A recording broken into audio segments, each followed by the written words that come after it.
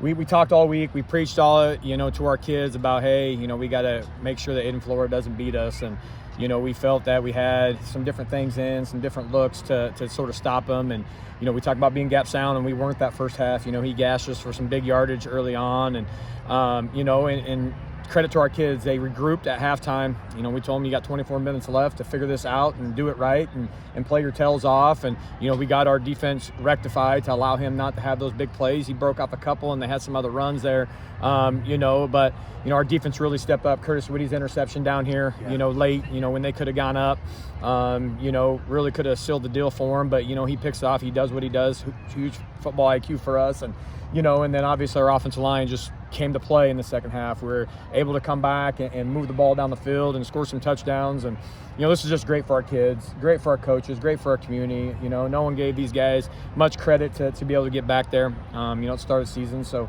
extremely excited, extremely happy for those guys and what they've been able to do. Yeah, no, it wasn't anything, big. It was, we weren't assignment sound. We had guys in the wrong gap the first half. And, the game was moving a little bit faster for some of those guys. And we had guys running upfield instead of getting hands on guys on stuff. And it was just simple technique stuff. And they got us, and so it was simply do what you're coached to do. The guy next to you is believing that you're going to do your job so that he can do his job. And, so here's the deal. Like, if you do that, then everything will be fine. And, we were able to prevent, the big play in the second half. And, that's why we're standing here right now, going back to the UNI-Dome.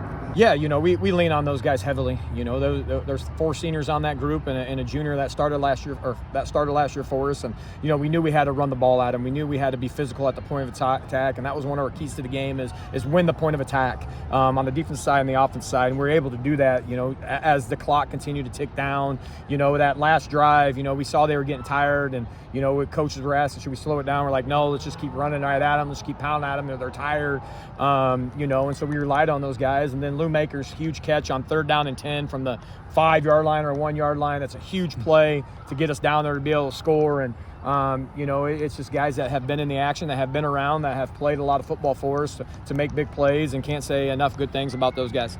Yeah, he broke his leg in the quarterfinal game last year, and so wasn't able to play in the Dome. And so I think that, that's going to be a huge blessing for him to be able to go there and play. And we had him open a couple times. We had one called back early in the first half, a long touchdown because we had a guy in motion. And then the play right before when Brady fumbled it, we were trying to get it to him again. We just knew he could win on the backside. He's our anchor on our 4x1 team, and he can run. And so, we're like, hey, we got matchup. Let's just give him a shot. And, he went up and made that huge play for us. And can't say enough great things about him and, his commitment to our program, what he's done.